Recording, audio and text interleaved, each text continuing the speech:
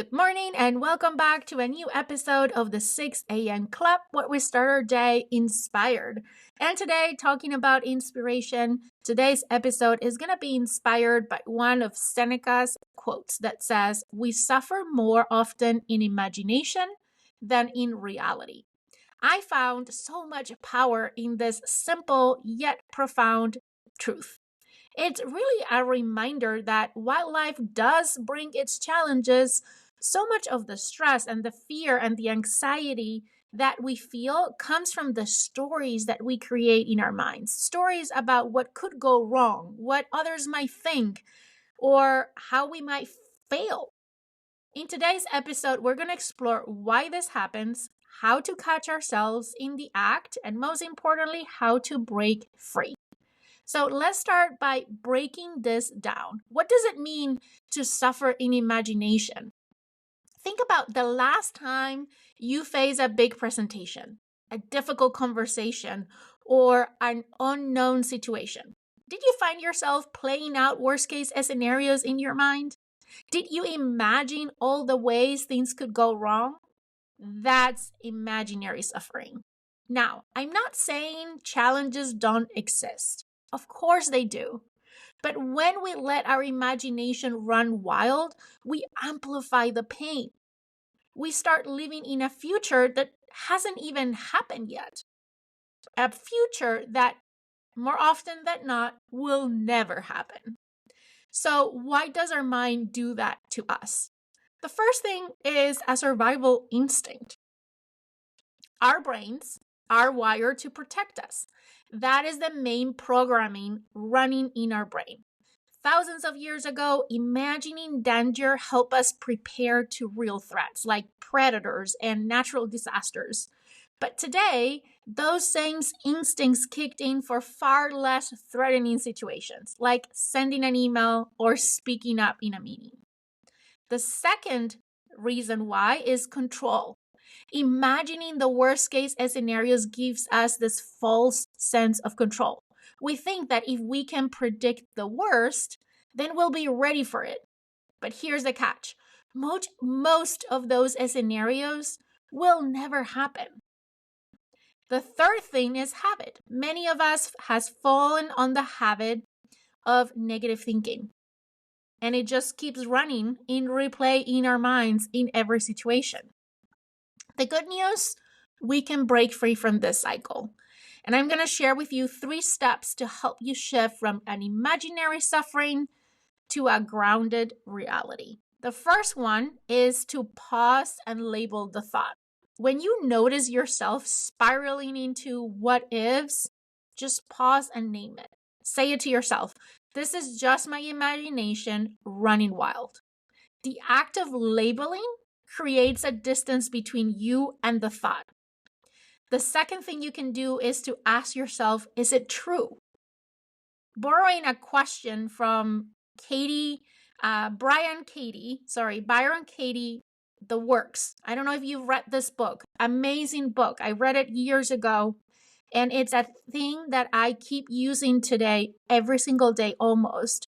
It's something I learned that it's been a game changer. And if you haven't read the book, The Work, I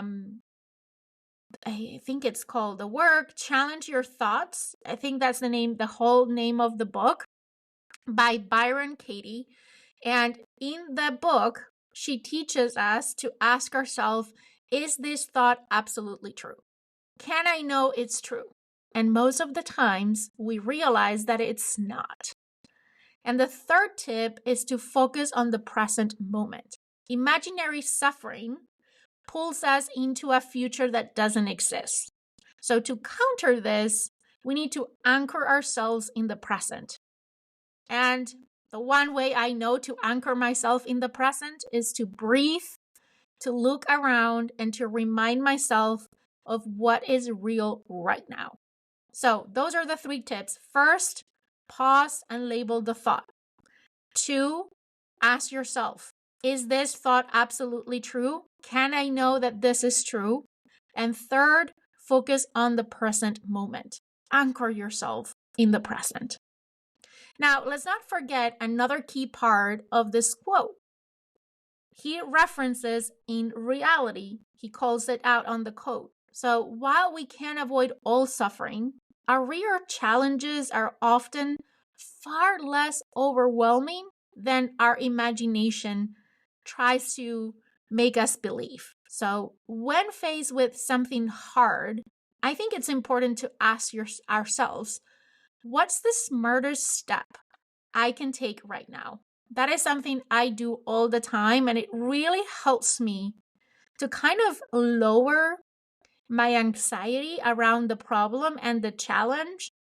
And it makes me feel more in control. And not in control because I'm projecting a future, but in control because I'm focusing on something small, manageable. What's the smallest step I can take right now? That is the question I usually pull in these situations. And it's really, really helpful because when I ask that question, one, I'm anchoring myself in the present. I'm not projecting all the possibilities, worst case scenario typically that could happen. And I am asking a question that is calling to action instead of falling into this spiral thinking that just builds up and creates stories in my head that most likely are not real and are just amplifying my fear and my anxiety and my overwhelm. So that's a little trick that always helps me, and I thought I would share today. So to wrap up, I want to leave you with a journaling prompt. You know, I love journaling, and I think this quote is perfect for a journaling prompt. So, two things. First, think about a time when you imagined the worst, but reality turned out much better. What did you learn from that experience? That's something for you to think, reflect about. If you want, grab your journal or any notebook or piece of paper and journal on this. Think about a time when you imagined the worst, but reality turned out much better. What did you learn from that experience? And the second question I'm going to leave you with is, how can you remind yourself in moments of worry to ground yourself in the present?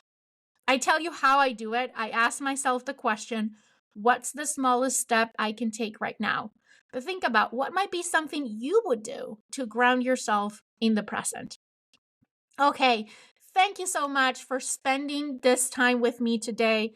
Remember, most of our suffering lives in the stories that we tell ourselves, not in the world around us. So by shifting our focus from imagination to reality, we can free ourselves to live more peace and more joy, less fear, less anxiety.